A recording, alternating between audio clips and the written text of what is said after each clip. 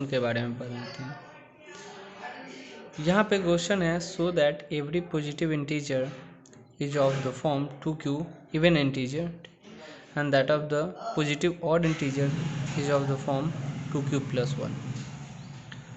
अगर हमारे पास कंडीशन ऐसा दे कि जो हमारे पास इंटीजर है, इंटीजर से सब कोई जानते ही होंगे कि इंटीजर किसे बोला जाता है।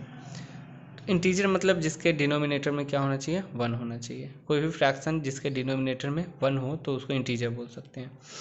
अगर हमारे पास ऐसा प्रूफ करने के लिए मिले कि कोई भी नंबर हमारे पास अगर इवन है तो 2q के फॉर्म में आएगा और ऑड है तो 2q + 1, तो इसके लिए सिंपल सा हम लोग काम करेंगे, कोई इंटीजर मान लेंगे n और उसको हम डिवाइड करेंगे 2 से, क्योंकि 2 ही डिसाइड कर देता है कि ये इंटीजर इवन होगा या ऑड होगा। अगर 2 से कम्प्लीटली डिविजिबल है तो इवन और 2 से कम्प्लीटली डिविजिबल नहीं है तो ऑड। चलिए क्वेश्चन देखते हैं, यहाँ पे सॉल्व करते हैं। मान लेते हैं कोई हमारे पास ए इंटीजर है, ठीक, पॉजिटिव इंटीजर है, और उस ए को अगर 2 से डिवाइड किए। क्यों 2 से डिवाइड किए? क्योंकि 2 डिसाइडिंग फैक्टर है कि ये इवन होगा या ऑड होगा। 2 से डिवाइड किए तो हमारे पास कुछ कोसेंट ऑफकोर्स आएगा और कुछ रिमाइंडर भी आएगा। अब हम लोग जानते हैं कि यूक्लिड्स डिवीजन एल्गोरिथम में dividend equal to divisor into quotient plus remainder. तो इसी बेसिस पे, क्योंकि ए है हमारा जो नंबर डिवाइड किया जा रहा है, तो ए लिखे इक्वल टू 2, क्योंकि 2 से डिवाइड किया गया है, डिवाइजर के जगह पे 2 है, और q जो कि कोसेंट है, और यहाँ पे रिमाइंडर r है। यहाँ जो रिमाइंडर होगा हमेशा याद रखना है कि 0 या 0 से ज़्यादा होगा और हमेशा इस डिवाइजर से छोटा होगा।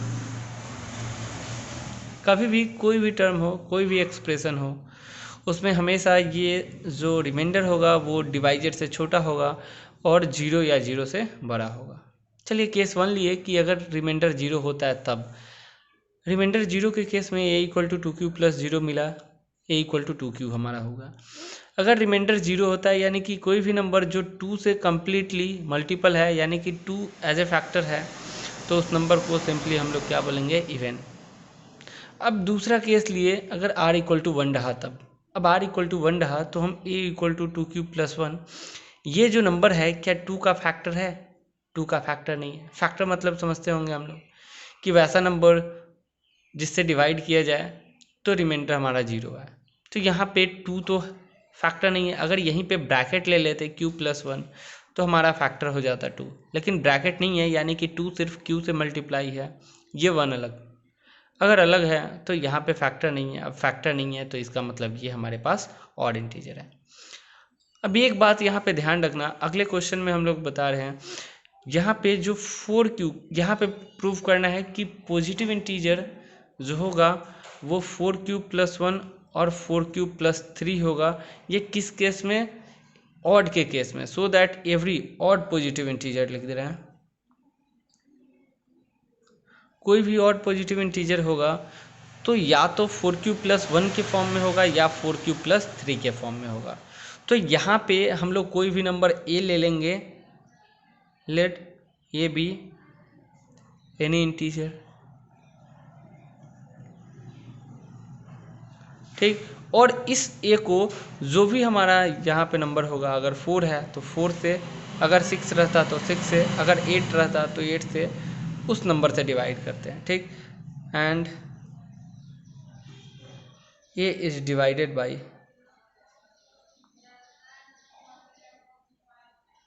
divided by 4, we get q as a quotient